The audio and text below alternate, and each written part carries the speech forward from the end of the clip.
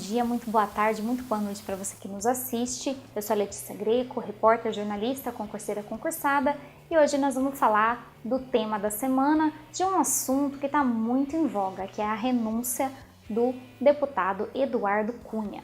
Acompanhe. Bom, então a gente vai falar um pouquinho do Eduardo Cunha, vamos traçar uma linha do tempo aí, falando quem é o Eduardo Cunha, como é que ele entrou na vida pública até chegar na renúncia dele, né? Então, para você que está prestando aí vestibular, concurso, Enem, essa parte de atualidades, é bom você se ligar porque pode sim aparecer alguma questão relacionada ao Eduardo Cunha, porque afinal não é todo dia que um presidente da Câmara dos Deputados é afastado por corrupção, muito menos que renuncia ao cargo ou que pode ter o mandato cassado. Então é muito bom ficar atento a tudo isso, certo? Então o primeiro slide na tela, vamos começar falando quem é Eduardo Cunha, né? Afinal, quem é esse homem aí que está no centro das polêmicas da mídia nacional e internacional? Bom, então o Eduardo Cunha, ele é economista. E quando que ele entrou para a vida pública? Bom, foi no ano de 1989, como vocês estão vendo no slide, quando ele se filiou ao partido PRN.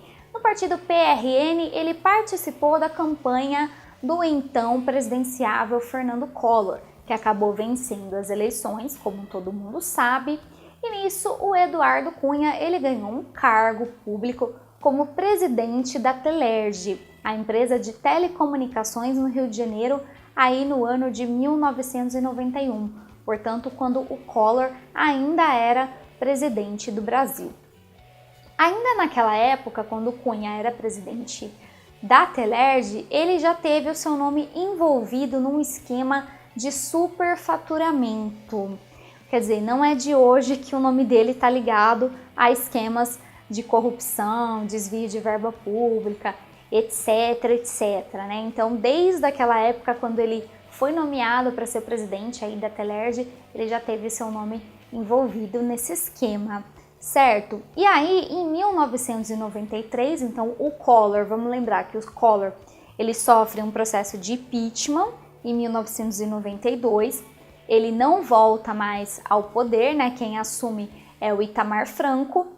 Então, o Cunha, ele é exonerado do cargo em 1993. Ele deixa a presidência da Telerge, certo?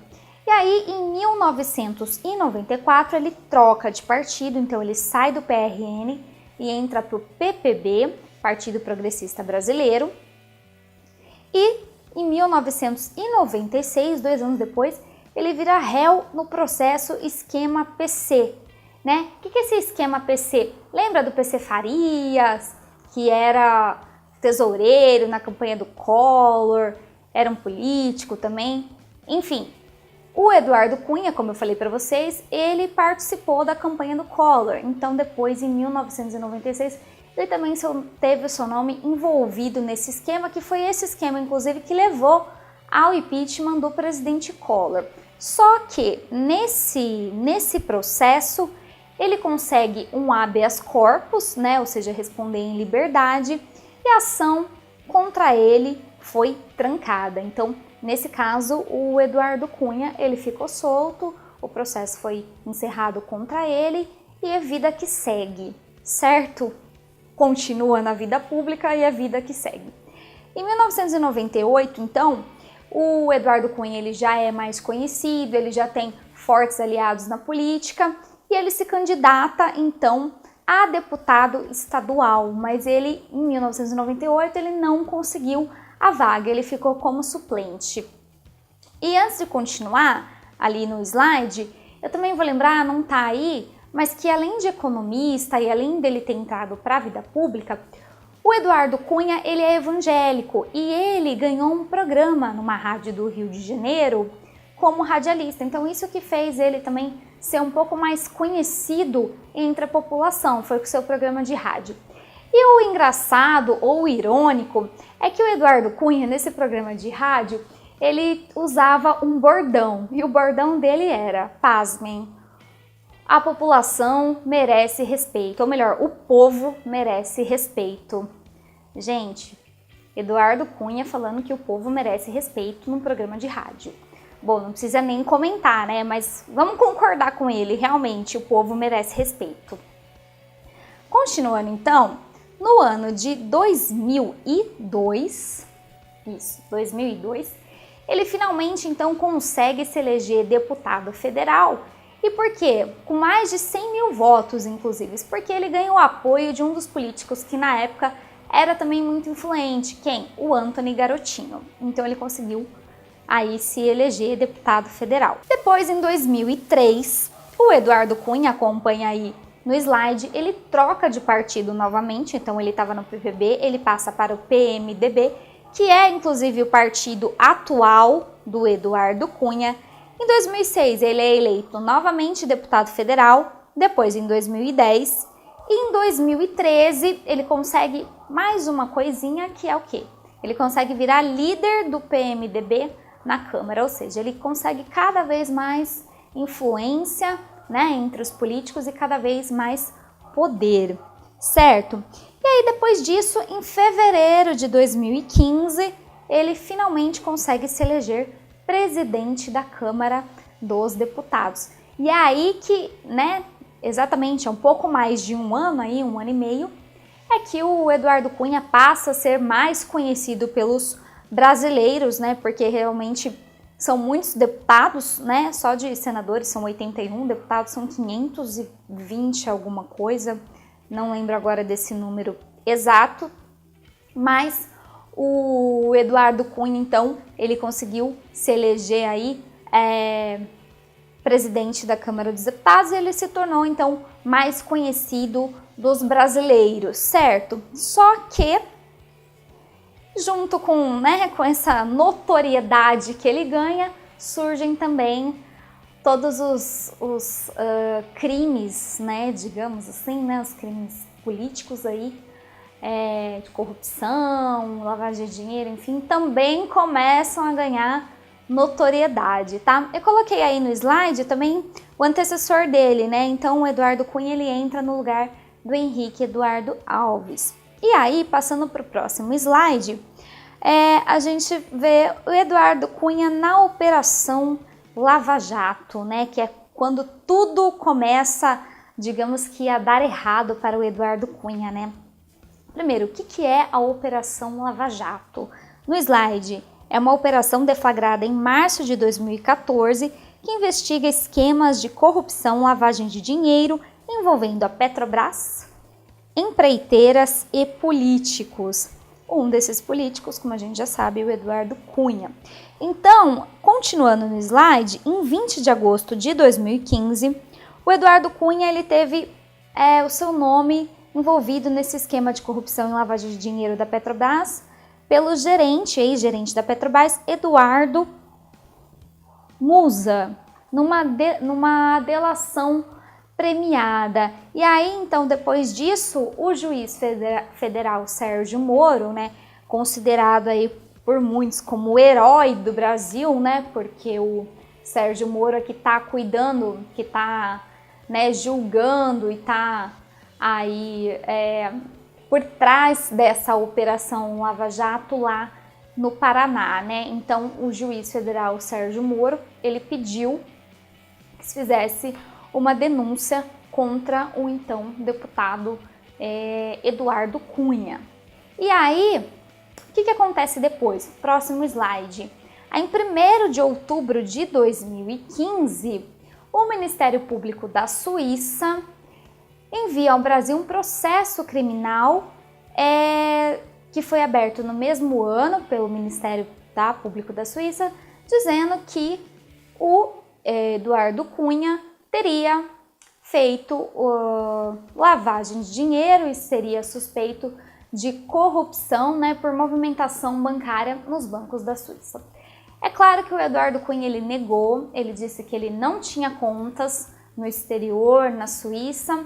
Ele deu uma entrevista para a Globo, né, até na ocasião, lembro bem, dizendo que ele não tem contas na Suíça. O que ele tem são patrimônios que são frutos de transações lícitas e aplicações em bolsas estrangeiras, né? Então, assim, o que na visão dele seria uma coisa diferente, ele ter nome de contas em nomes de terceiros, por exemplo, da filha dele, da mulher ou de outras pessoas, né?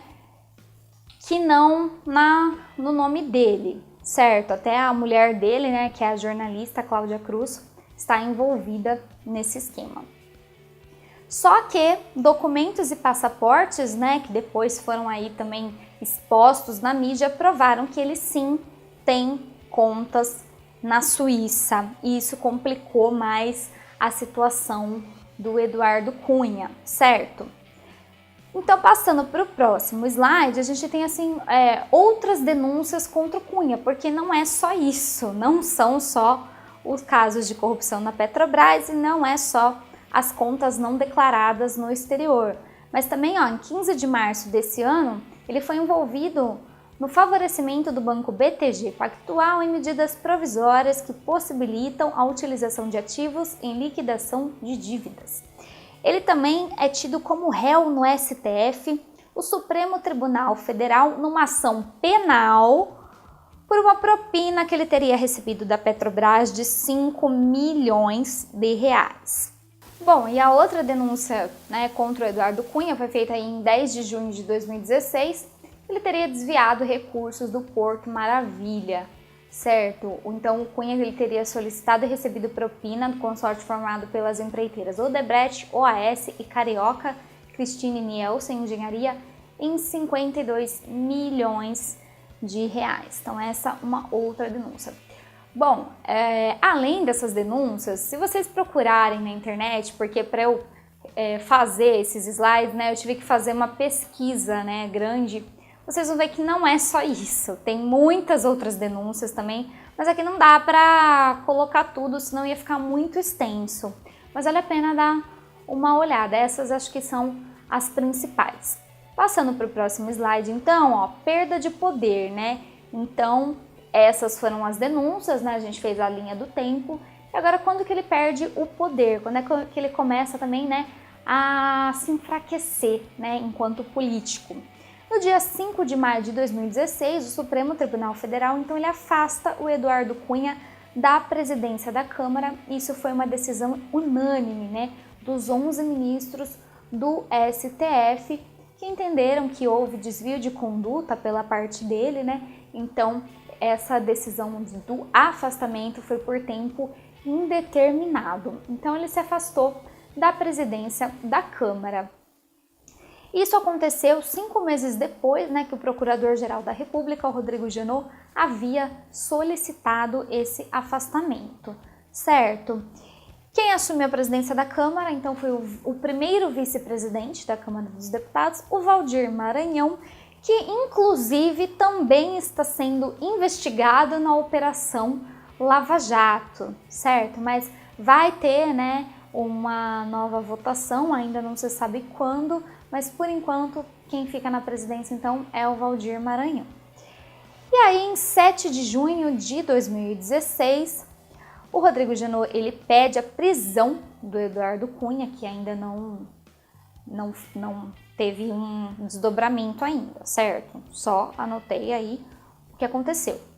E no dia 14 de junho de 2016, então, que aí também é um dos fatos principais envolvendo Cunha, o Conselho de Ética da Câmara dos Deputados decide pela cassação do mandato do Cunha, né? Foram 11 votos favoráveis e 9 contrários. Inclusive, uma deputada federal ficou em evidência nessa votação, que é a Tia Heron, né, da Bahia, porque o voto decisivo seria o voto da Tia Heron, né? Porque 11-9, né, se ela tivesse votado contra, daria um empate ali, né?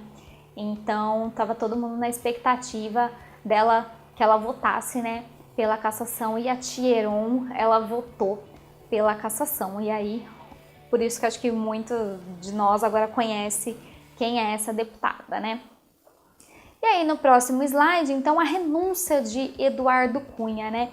Então, depois de tudo isso, depois do STF afastar ele, depois do Conselho de Ética decidir que ia cassar o mandato dele, então, em 7 de julho, o Eduardo Cunha renunciou ao cargo de presidente da Câmara, em seu argumento para que a Câmara pudesse voltar ao normal, né, acabar com a instabilidade da Câmara. Quem assistiu o discurso dele, né, rodeado de jornalistas, ele chorou, ele disse que ele foi vítima de perseguição, né, se disse aí vítima da situação, né, a oposição disse que aquilo eram lágrimas de crocodilo, enfim, um espetáculo, né, a gente infelizmente ainda vê tudo isso como um grande circo. Isso também seria uma manobra, né, segundo a oposição, porque os aliados dizem que o Cunha ele foi julgado na condição de presidente da Câmara e não como deputado, então o processo ele poderia voltar da CCJ, a Comissão de Constituição e Justiça, para o Conselho de Ética, né? E a oposição diz que não, porque antes de ser presidente, o Eduardo Cunha ele já é um deputado, né? Mas os aliados estão tentando, claro, salvar o poder do Eduardo Cunha. E no STF, na condição de presidente da Câmara, ele seria julgado por toda a corte, formada pelos 11 ministros. Agora, como deputado, ele vai ser julgado pela segunda turma do STF, que é formada por né, um grupo ali de ministros, certo? E agora a gente vai ter que esperar pela votação no plenário para ver se o Eduardo Cunha de fato vai ter o mandato cassado ou não, porque quem vai decidir realmente é o plenário da Câmara, ele precisa de mais da metade dos votos, 260 e poucos votos, certo?